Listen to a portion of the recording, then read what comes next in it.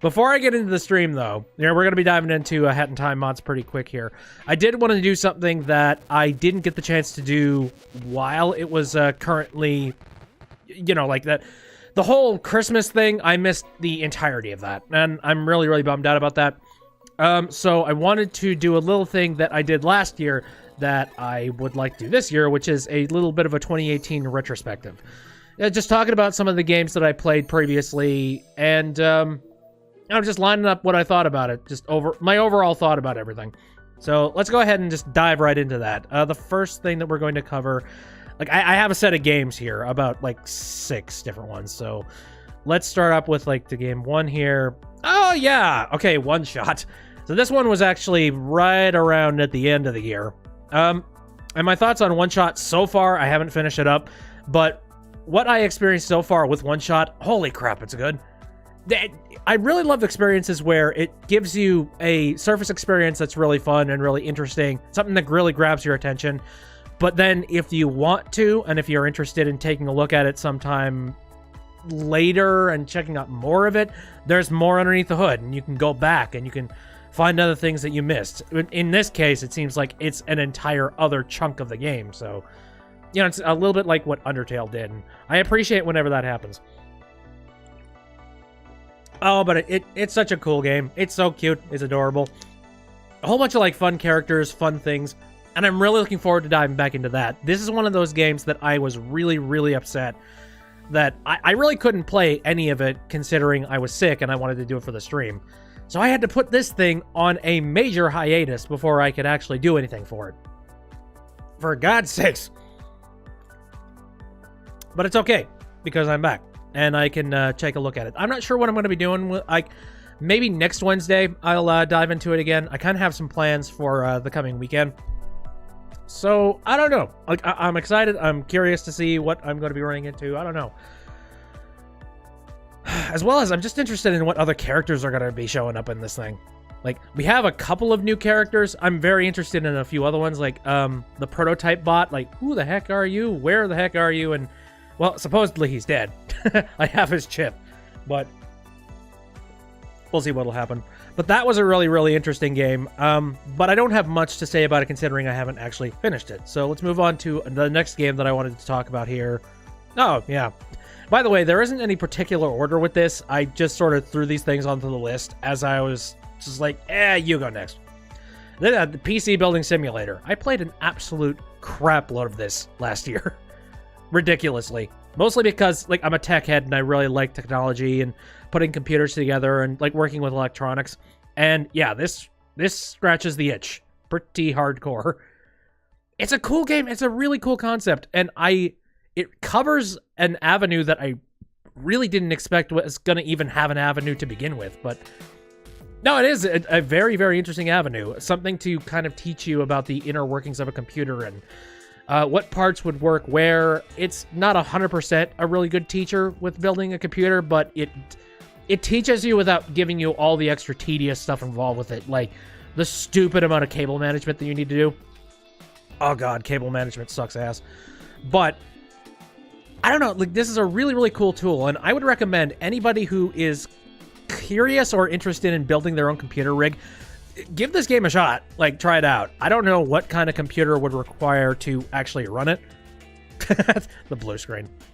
But yeah, if you wanted to get into building your own computer and seeing if you could, just figure out what kind of power you need, what all that stuff. It's very customizable. And there's probably a nerd somewhere within your area that would be interested in helping out with that. By all means, do it. It's definitely worth it, especially considering you save a little bit of money on buying all of the parts separately. I don't know. Everybody who builds computers gives this spiel of oh yeah, it's so cheaper to do it yourself, and also, you know all the inner workings of how it is, all the stuff that's inside it, so you have a better idea of what you need to do to fix it. I know people give that spiel a lot, but it's very much true. I don't know. You kind of have to be if you're more of an Apple type of person, I don't see that working really well for you. Apple's kind of locked down, so you really can't do anything with them. But if you use Windows, I've used Windows my entire life, I had no reason not to. And I'm primarily a PC gamer now because of the fact that I like working with this technology and knowing what the hell I work with. So, yeah, here we go. So, yeah, that really did itch the scratch for me. But unfortunately, I've kind of reached a point with that game where I'm not entirely sure if it's doing anything for me at this stage. Like, it's gotten to that point in simulator games where it's more about management and making things as efficient as possible, as opposed to just throwing things together and having fun. You know, like the last time I think I lost like $3,000 of my company's money. Oops. So I don't know if I would want to continue to have fun with that. Maybe I'll chime in every once in a while when there's some new parts, and then we could do like a free build where I could just build a computer. Of course, I don't know if I could make an entire stream out of that. Yeah, I don't know. But I don't know. It's definitely a game I'm going to come back to, especially if they keep adding brands. That's the really cool part, too. It's basically free advertising, so NVIDIA and all these people are like, ooh, yeah, totally. Use our technology. Yes. So anyways, so that's that game. Let's take a look at the next one on the list, and that... Oh, boy. Oh, I got some... I've actually kind of forgotten the order of these games I'm talking about here. But yeah, West of Loathing. I don't have a lot of positive things to talk about West of Loathing. I haven't actually finished it. It's a really fun game, and it's really funny. The comedy is like off the freaking wall with it. It's right up my alley when it comes to comedy. But the thing that I have a problem with the game is there's a whole lot of quality of life things that are not implemented in it. A lot of times, like, it doesn't have a quest system. You can't follow along with, all right, what quests am I doing here? What quests do I need to do? It doesn't have a really robust map type of system. You really don't know where you are most of the time, and it's really easy to forget what the hell you're doing. Especially if you're like me, who just does these streams like weeks apart from each other. So I would very much appreciate having some kind of a quest system where you can like look at a list of them. You know, even like Breath of the Wild did that, and even then, their quest system was a little bit daunting too, but at the very least, it kept a good list of everything. This doesn't, and it's just like, oh, you better remember, you son of a bitch. I'm kind of at a point where I actually don't know how to progress, because I've completely forgotten. And very likely, I'm probably not going to be coming back to the game. Maybe. If I work something out, perhaps. There's a lot of games that I have started up, and I unfortunately never got around to playing again. And that makes me sad. Like, some really good ones, too. Like Seasons After Fall. Good God, that was an amazing game. I really should go back and play it, but I got confused, and then I stopped. I guess that's my attention span in a nutshell. Sorry, I'm picking something up. So, I don't know what I'm going to be doing for West of Loathing. I feel like it's not interesting enough for me to continue playing it, so... But, I mean, I don't really build my my channels and my content off of finishing games entirely. It's more of a just of, ooh, I'm going to play this, I'm going to log my experiences with it, and hey, if you're interested in the game too, then by all means, jump in. Yeah, I'm not the replacement to the entertainment that you're probably you're probably supposed to buy to begin with. But anyway, so that's West of Loathing. Let's move on to the next game, and that is Jesus, Ace Attorney. Holy crap! Yeah, last year we had a ton of Ace Attorney that we ended up doing, including I also played the fan translation from GBA Temp for Gekuten Kenji 2, which is Ace Attorney Investigations, the sequel. And that was a very well done, this is some footage from it, a very well done translation. As well as I just did a bunch of stuff Ace Attorney related. I played Professor Layton versus Ace Attorney. That was really good too. In general, this has just been a whole marathon of doing a ton of stuff. Like basically every single Saturday has just been Ace Attorney Day, basically. And that's been fun, and I've really been looking forward to diving into the 3DS games. Unfortunately, I only played it once, and that was the day directly before I fell very, very sick. So, hopefully, when I finally feel 100%, I can dive back into that. Which, by the way, while we're on the subject of that, I don't 100% know if I'm going to be doing Ace Attorney this Saturday, too. I don't know. I'm still ever so slightly sick. I can tell. And I don't know if doing, like, ridiculous voices would be a good idea. So, I don't know. I'm not entirely sure when I'm going to dive back into it. I'm not sure what I'm going to do next Saturday. I thought about maybe doing one particular game that recently came out that's fighting related.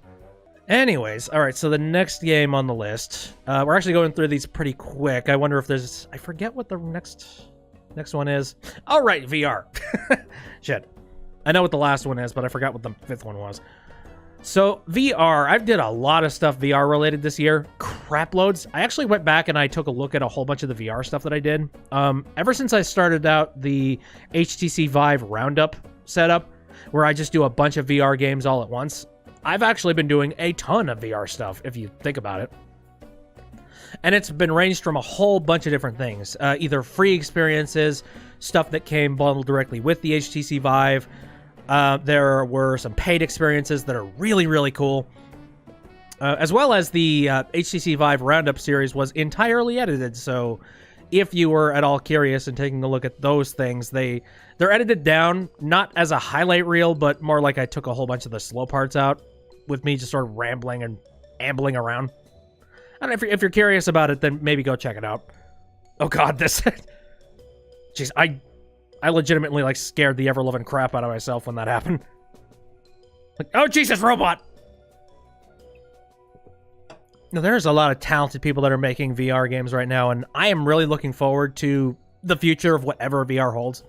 I don't know if you've been following CES as of late. They announced that there are a couple new headsets that are coming out for the Vive. Stupidly expensive. Oh, Jesus.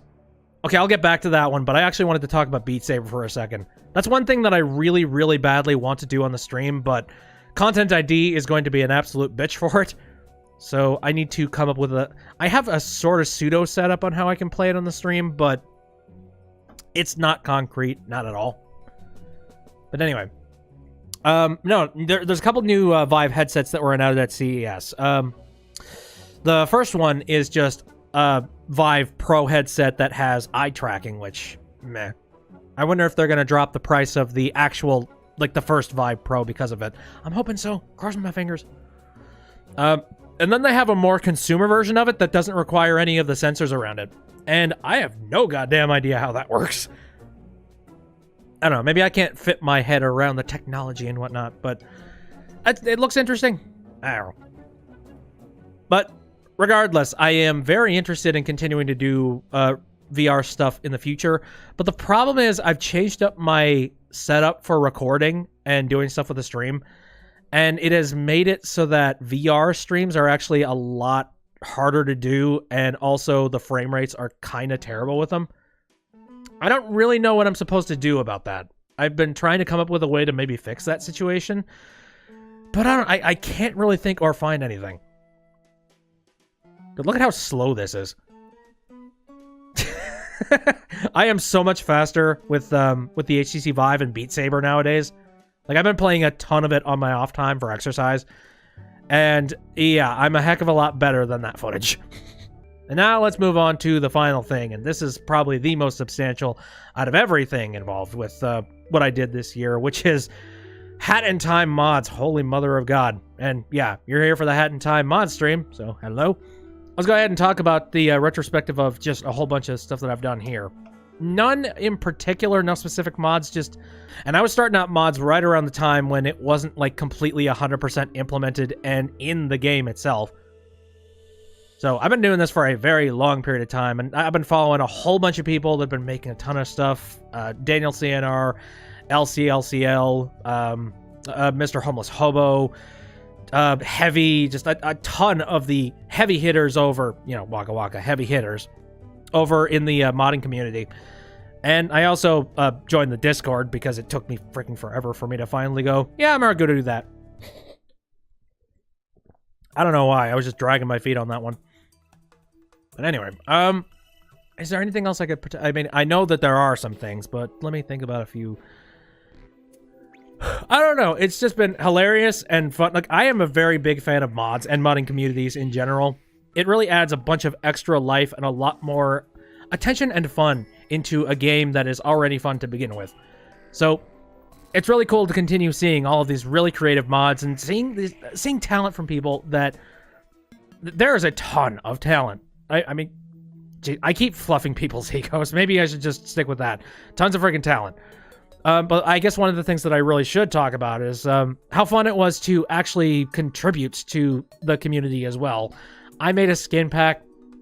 That's as far as I've done as actual making of mods kind of things, but I have lent my voice in many different projects for Hat in Time mods. Like a couple of them have been LCL's projects like Conductorware, and I did voices for her latest thing, which was Hat Kid Steals the Declaration of Independence. That was extremely fun to do, and I really enjoyed it. I have a couple of other projects that I also have lined up for Hat in Time mods and stuff. I'm going to just keep those a secret for now. Another mods that I did stuff for is one that I am going to be covering on the show tonight, so I'll get into that when we get there. But rest assured, it's been really fun for me. It's been an interesting learning experience just to figure out what's the best way to try and mix my voice so that it sounds the best on recording. Like, I've kind of got, not down to a science, but I've got a pretty good handle on making it sound good via the stream, but I don't have a good handle on it for recording purposes. And I know it seems like you would, if you can do it live, then how the heck are you having trouble doing it recorded? There are some specific differences involved with both of them. Especially considering like different software, different ways to level off voicing and, making things work properly. There's a lot of technicals, but it's been a fun little learning experience for me. That's for sure. Are you for real right now, Lassie? And that's another thing that I've been doing. Just improving my conductor impression as well. Oh, and while we're on the subject of that stuff, another thing, I didn't actually put a video into this rung of stuff about this, but I've also been doing a lot more short form content as well. That's something that I used to do a lot more often, but I kind of like put that aside for the longest time, and only now have I started to kind of jump back into it. And I just feel a little bit more comfortable about doing more short form type of stuff. For example, I'll just make a silly little shit post here and there. I remember I did the Zach Grammary is a jerk voiceover thing. I did the, Smash Bros, but the announcer is the conductor thing. Uncle Tom! And also, I guess I should probably go ahead and talk about this, but I made the first A Bit of Bytes episode that I have made in 5 years. A 5-year gap in between the last time that I released an episode for that. Think about that. That's 2013. So much has changed since that came out, including, just my skills of editing, my skills of doing voices and stuff. But yeah, like 5 years changes a lot of things. But for that A Bit of Bytes episode, I tried to make it as close to what you would expect from any of the other previous episodes as I possibly could. I don't know if you could tell, but there are a lot of homages in that video to previous things. If you watched any of the other videos, I partially don't recommend that. Just doing a whole bunch of the short form stuff that I did, it's really gotten my, what's a good way to put it? I don't know, my enthusiasm for making short form videos has kind of gone up as of late, and I am really liking it. It's been a very long time since I've been passionate about doing stuff like that. Oh my god. Like I said, 5 years. Holy shit. But I'm kind of crossing my fingers that I make more short form stuff, and that's exactly why I decided to make the brand new It's Bit of Bytes YouTube channel. There's the BitB Streams channel. That used to be the original It's Bit of Bytes channel on YouTube, I should mention. I should specify that. I made that changeover because I would like to try and put more emphasis on making shorter form videos. I would love to, because, that's something that gets my gears turning. I would love that. And, with having the new channel, I have a great excuse to start. So I'm hoping that I can keep up that enthusiasm and I can keep making these videos. As well as also, I am really looking forward to diving back into streams, especially now that I have, it's been like 3 weeks? Holy mother of shit. 3 weeks of time between me doing a live stream. I am so bored, I want to dive in. And that is precisely what I plan to do.